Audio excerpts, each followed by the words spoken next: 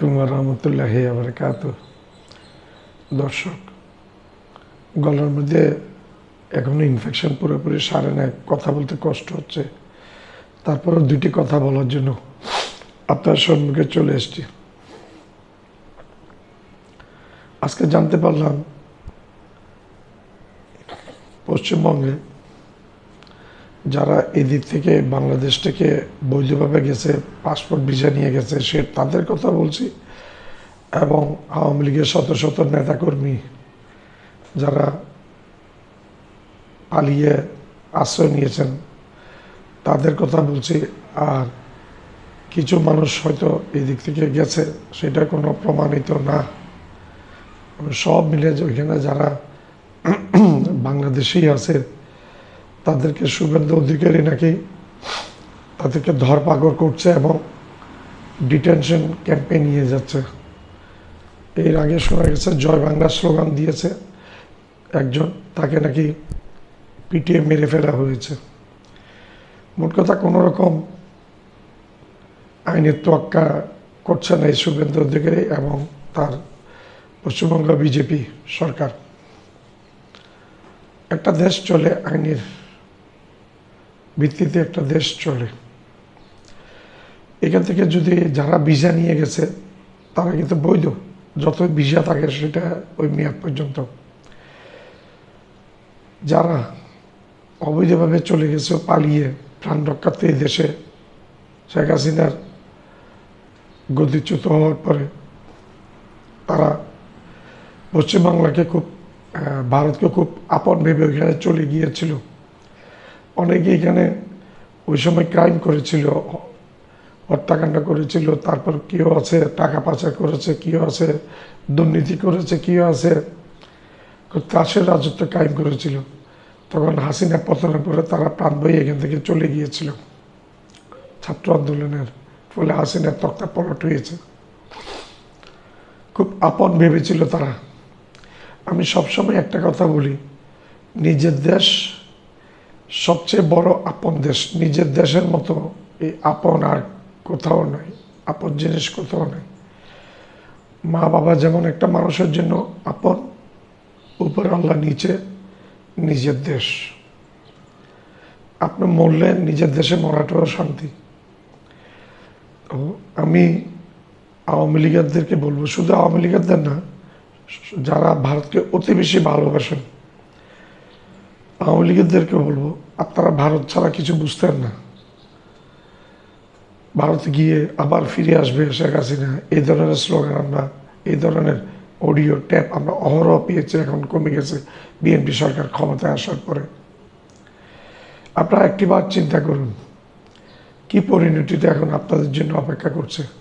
একটা জিনিস সবসময় মনে রাখতে হবে আমাদেরকে, আমরা যদি পাপ করি সেই পাপের ফল একজন সৃষ্টিকর্তা আছে, লা ইলাহা ইল্লাল্লাহ, আল্লাহু আকবার। আল্লাহ একজন আছে যিনি এই পাপের শাস্তি দুনিয়াতে দিবেনই দিবেন, আখিরাত তো আছেই। তারপর দুনিয়ায় যতদিন বেঁচে থাকবেন এই শাস্তি নিয়ে আপনাকে চলতে হবে।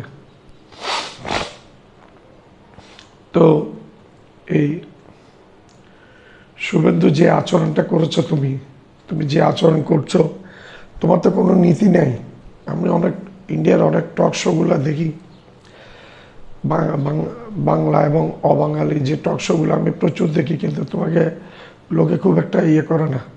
তুমি প্রথম ছিলে তৃণমূল কংগ্রেস, সেখানে তোমার তল্পা গুটাতে পারবে না বুঝে, সেটা বুঝে তুমি চলে গেছো বিজেপিতে গিয়ে তুমি এখন হিন্দু মুসলমান দলাদলি ইয়ে করে, তোমাদের তো কাজ হচ্ছে হিন্দু মুসলমান দলাদলি করে হিন্দু ভোট বাগিয়ে দেওয়া, এবং সেটা নিয়ে তুমি হয়েছে এখন মুসলিম মুখ্যমন্ত্রী পশ্চিমবাংলার মমতাকে হটিয়ে।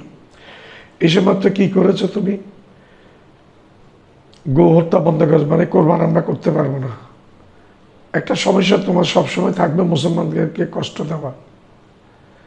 শুভেন্দু, তুমি তো ভগবানে বিশ্বাস করো, একটিবার চিন্তা করো ভগবান তোমার এই আচরণে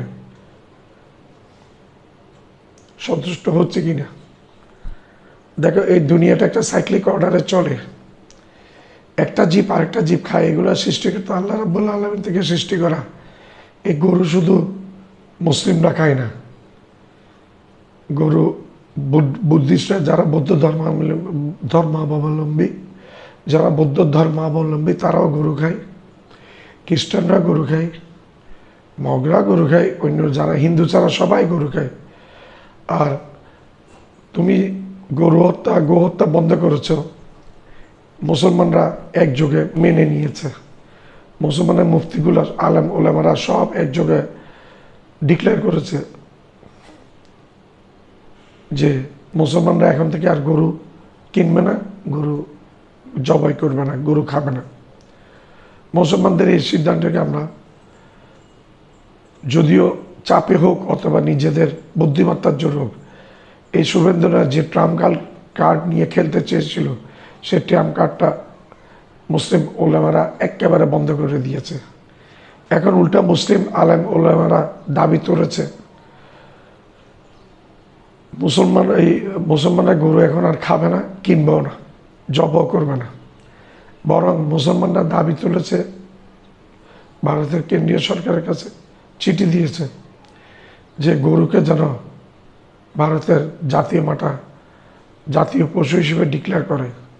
এইখানে কিন্তু এইটা বলার পরে শুভেন্দুদের বিজেপি, মোদি, অমিত শাহ, তারপর এই যে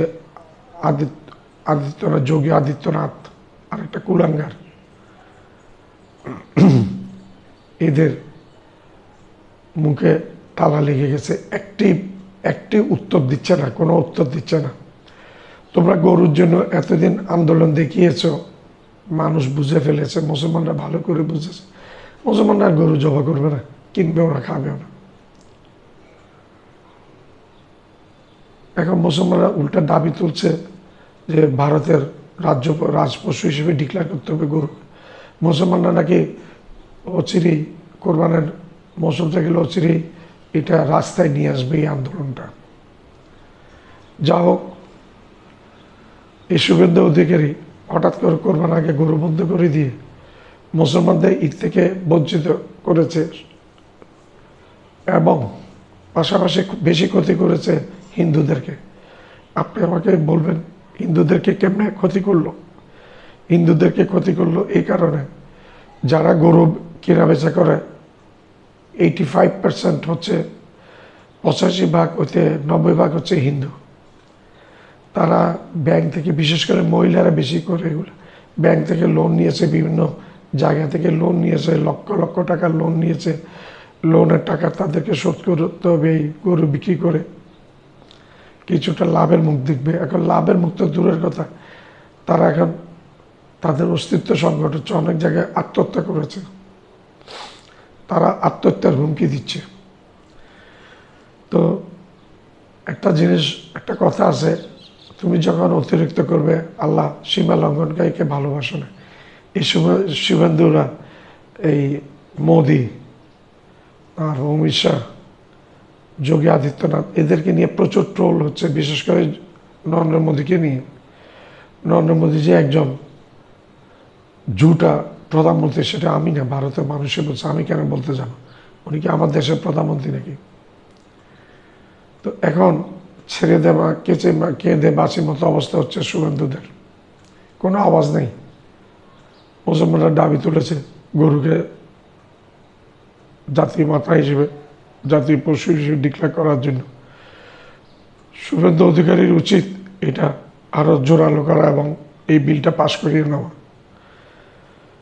এখন কথা হচ্ছে, এই সমস্ত গরু হিন্দু মুসলমান তুলে গরু জবাই করতে পারবে না এগুলি বলে শুভেন্দুরা, কিন্তু শোনা যায় ভারতের যে 4-5টা বড় বড় স্লটারিং হাউস আছে, ভারত দ্বিতীয় বৃহত্তম গরু রপ্তানিকারী কারক দেশ।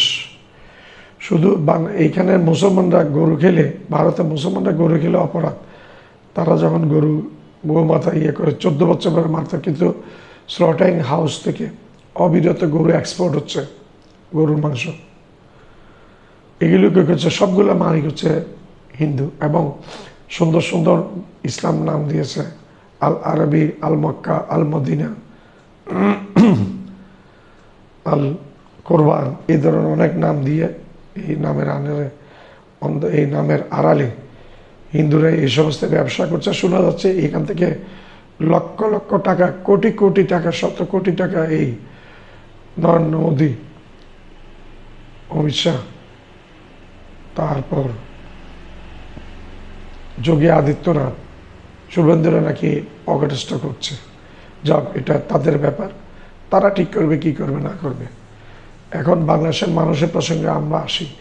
ভারতকে আপনারা নিজের দেশকে ভালো না বেসে আপনারা ভারতকে ভালোবাসেন।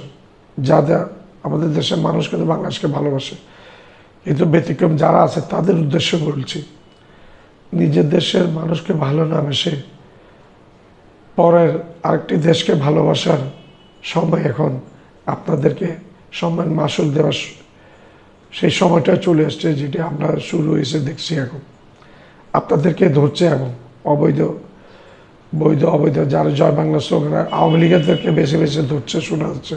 শুভেন্দু অধিকারী পুরো ভোল পাল্টে দিয়েছেন।